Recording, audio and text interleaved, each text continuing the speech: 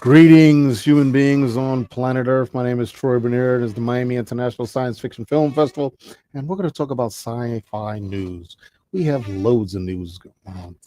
It seems like the world is just full of science fiction events, content, shows, movies, festivals. It's endless. It is just giving, giving, giving. And what can I say? Thank you. So, what's going on today?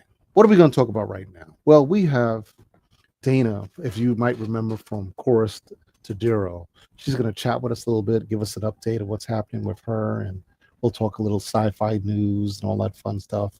So tell us, Dana, how you doing? Hello, Tom. Doing great. How are you? Doing well, doing well. What's going on out there in sci-fi world, internet land, and all that animation you're up to?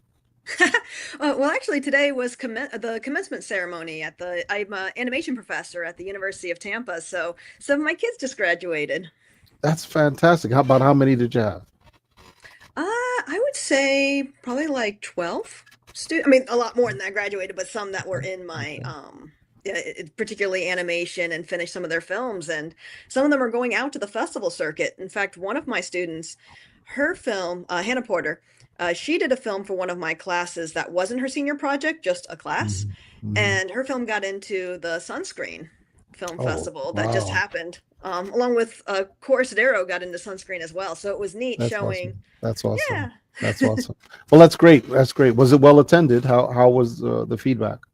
It was good. Good. Yeah, there was a lot of people there, and that was great because it was on a Sunday morning, and the Good. award ceremony events the night before was ran pretty late. So I'm like, oh, I hope people will appear.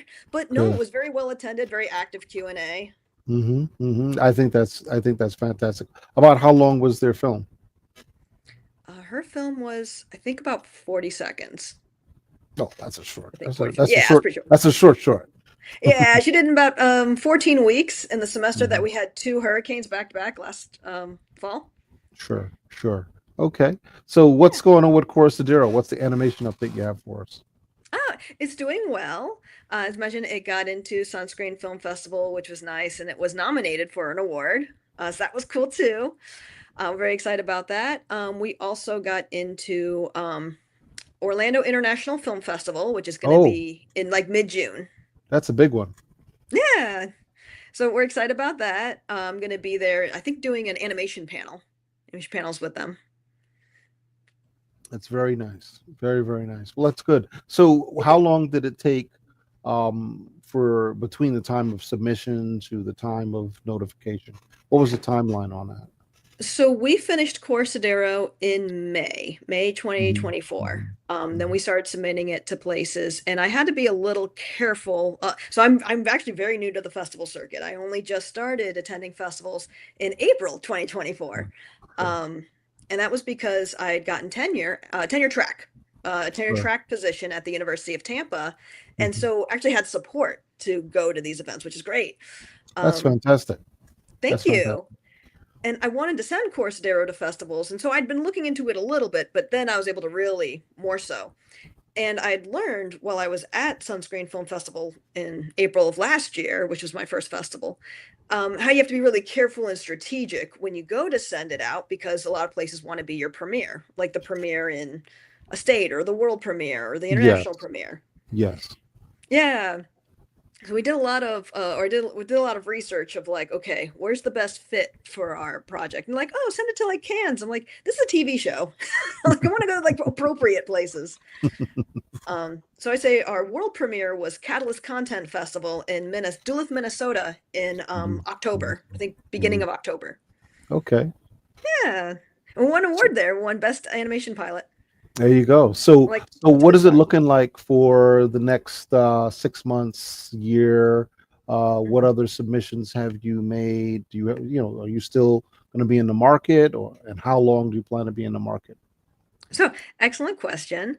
So Corsadero was a TV pilot.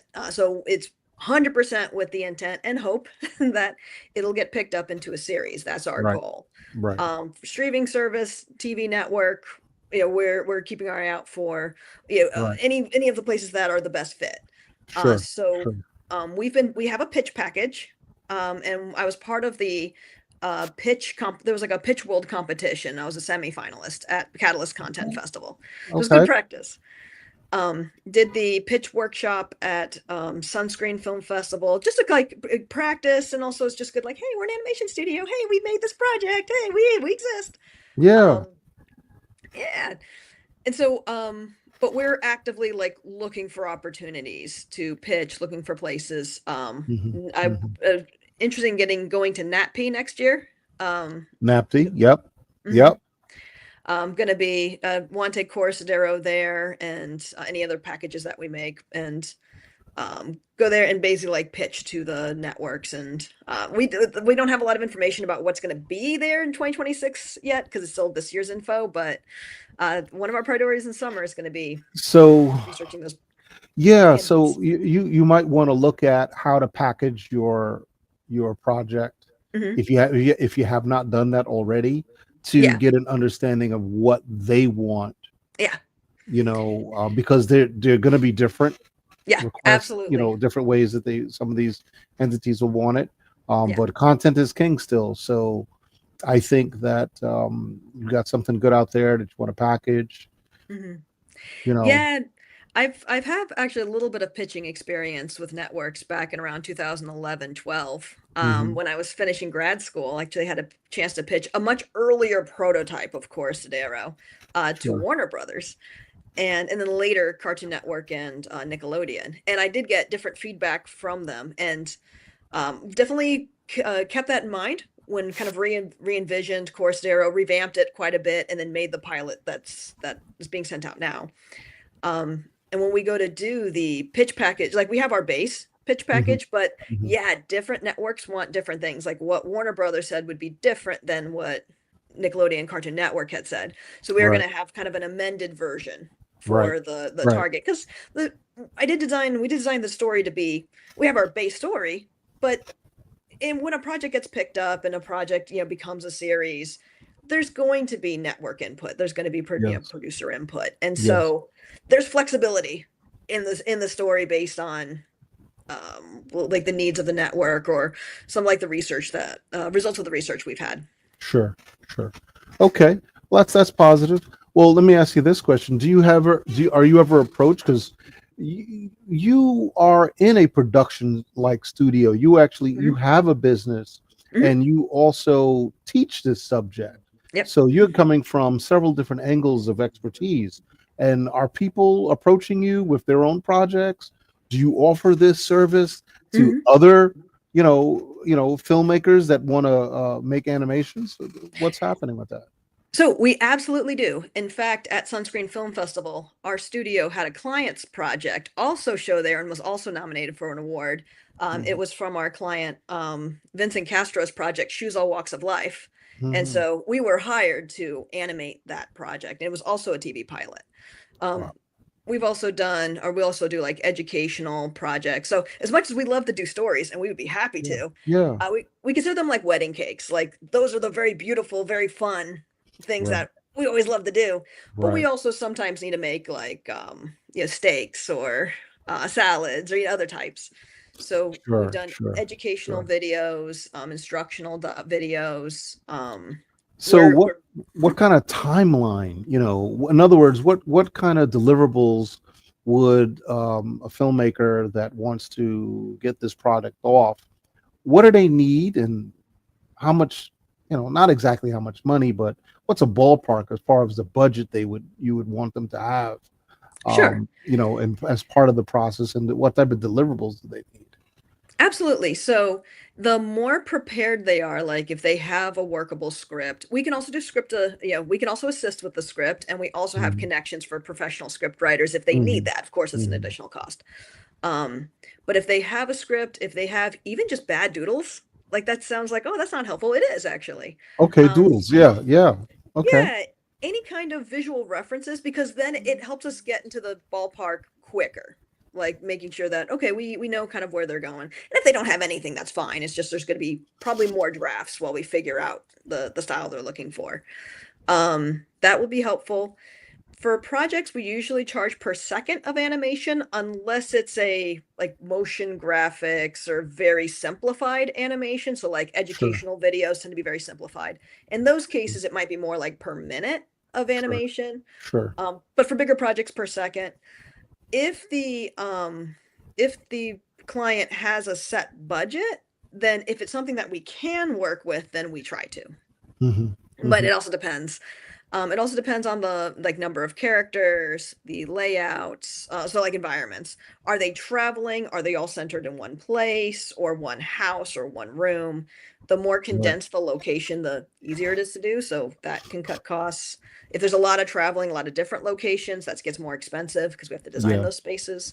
Yes. Um, Number of characters. Is it frame by frame animation? So like Corsadero had a lot of frame by frame, which is hand drawn. Yeah. Yeah, or you have puppet animation, which is what Choose All Walks of Life was done as. So 2D puppets, those can be like cost cutting techniques. Hmm. Hmm. On our website, we have pencilgator.com. We have a Yeah. What's the kind name of of what's the name of the company and sure its website? Pencil Gator. Pencil Gator. Yeah. So if we have on Pencil Gator, Pencil Gator's website, we have like a services section, and we have like a kind of like a starting like base price of like, oh, this is roughly what you get for this. And then of How do you course spell once that? we Pencil. PE, yep, pencil like a number two pencil, Yep. gator like an alligator, Hmm. .com. Okay. Okay. I'm just adding it here so that it will tick on the ticker so people will see it. So it's a good place to kind of start. Yeah. And then again, if the client has a particular budget that they're working with and it's something that is workable, Hmm. then we could try to strategize like, oh, okay, well maybe making it shorter. So Yeah. sometimes I'll have clients who want to do like a feature film, which is great, but feature films Yeah. are expensive. They just tend to Yeah. be. Yes. Yes. So Um, and sometimes and and that's part of the issue, yeah. when for example, if Planet X, if we did Planet X, which might be a good idea to do that. Okay, Hmm. even though I ran into the principal character the other day, Dr. Oh, Von that's Horn. cool. I ran into Sheena Blake the other day. I haven't spoken with her for years. And she was like, Troy, when are you gonna do the second film, the main film? I really would like to be in it because I've aged as well and I'm a better looking version of me. I'd love to do this. So there's talk about making the feature Yeah. film, which takes place several years later, Oh, that's and cool. and she's aged into it, which would be really good. Still young too, Yeah. but has aged into it, or creating a animation and using everybody's voices. Oh, that's cool. Right, right. Yeah, and I So love that you'd keep the same actors, like keep their voices, even if it went into right, animation. That's right, cool. because one of the things is to make the real film the way the story is laid out, it's going to cost a lot of money. Hmm. Whereas when I'm talking, it could cost close to $1 to $2 million, based on Wow. and we'd still be indie, and Yeah. you It's funny know because it sounds like so much money, but yeah, I know yeah, that's yeah, considered indie budget. I'm like, that's so many zeros. right. But from an animation standpoint, cost goes down 10% of that. Yeah, animation can be it depends on the planning, because animation can also get very expensive. It's just Yeah, expensive in a different way because in live action like if you have something exploding. Okay, what's exploding? You have to buy a thing and you have to blow it up, yeah, or shooting in right, location and right, traveling there. We right. don't have to do that, but we have a lot of labor. Right, but in the animation style, we could still do all of these things, but it's all done in a computer or Hmm. little props, whatever. Yeah, It's it's total. It can be done wherever you are, opposed to yeah, flying, opposed to going. yes. You know what I mean? So We had a potential client talking about going from live action to animation because of the locate. Because if they had shot, if they go to shoot their project on location, it's too dangerous, like too actually dangerous. And for us, well, we have to worry about a paper cut or a no, stray yeah, lightning bolt that's right. turning, you know, That's hitting our right. power That's strip or right. something. That's right. We had an alumnus also. She was from, I don't remember where exactly she was from, in India, maybe Mumbai. But Mhm. I was telling her, hey, you should go up there to the north of India, all the Kashmir, and start shooting. You'd probably get some really cool content if you were up there. Of course, the place is now war ridden, and they're Yeah, hoping to get a ceasefire because it's real. It's always dangerous in yeah, Kashmir. It's always dangerous. You know yeah. but yeah, there's so many places that we'd love to go to and shoot this content. I would love to go to Iceland. One of Mhm. our scenes could really be done well in Iceland.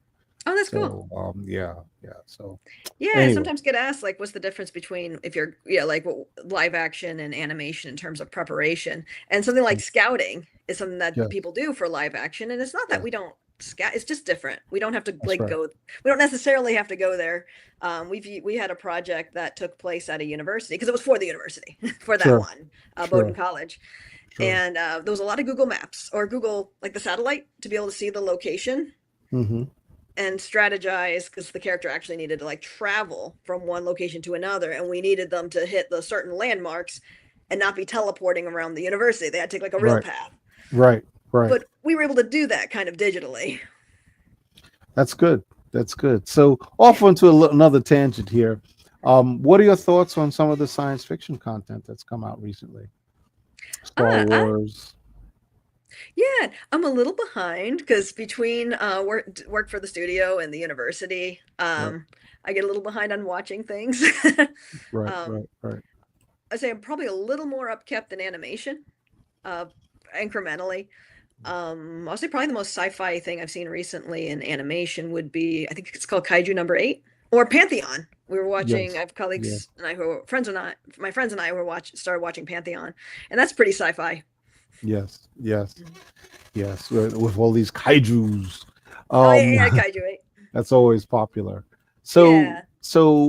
how can folks get a hold of you at Pencil Gator Oh if sure. they want to reach out and discuss, some of the options that they may are looking to seek as far as cost and time? What would you recommend is the best way to get a hold of you? Oh, you can absolutely reach out to me in email. My email address is Dana, Hmm. Dana at pencilgator.com. Okay, Dana at Pencil Gator. Hey, folks, you got it right there. Dana at pencilgator.com. Well, that's great. All right. Well, thank you so much for joining us today, Dana. I Thank you really for having appreciate that. me. It was a Thank you for pleasure. the updates. I'm happy to hear this wonderful news, and keep it going. And I will definitely share these words with some of the filmmakers that I know are looking for making animation. That sounds wonderful. I'll keep Yeah. an eye All out. right. Great. Thank you. That's it for now. Thank you so All right. much. Bye bye. All right, folks. Well, you heard it. You heard it right there. Dana from Chorus Tadero. She's an awesome animator and she can produce some really good work. So if you have the idea of taking your story and turning it into an animation, that will expand a lot of ways and keep those costs down, and you'll be able to get it done a lot faster. So think about that. Chorus to Dinero, and that's Dana at pencilgator.com. All right. So with that said, let's take a look at some additional news here. As folks know, one of the hot things going on right now is Andor. It is so freaking hot, and Andor is in. I want to say it's probably mostly almost done with its its second season. Very interesting what Disney has done. Disney has pushed this film out, the series. I'm sorry, Disney has pushed this series out, where they're doing two. two or three actually three episodes a week. That's a lot. So let's see here. What's this one here? Andor season 2 creator. Ooh, Andor's reference to the luck that keeps him alive is a clever, deeply rooted Star Wars callback. In my experience, there's no such thing as luck. We remember that line. That was Han Solo. Season 2, latest episode, break historic Star Wars record. You see this? Oh, you can't see it. I need to share it here. So I'm going to share this so you can see exactly what I'm talking about here, people. Let's see. Entire screen. Here we go. Right here for you to see.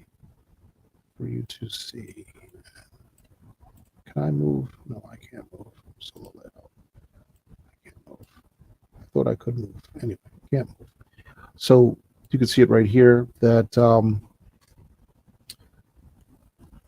they break a historic record. Just when fans thought Andor season 2 could not get any better, it did. It broke records. Breaks historic record. Just let's see, what did it do? Episodes 8 and 9. Yep. Becoming the highest rated live action Star Wars episode. Both episodes, titled Who Are You and Welcome to the Rebellion, managed to break the mark set by The Mandalorian Chapter 16. Really? There you go. There you go. Came in at a 9.9. Of course, these are early reviews. And folks are saying this is Star Wars at its best.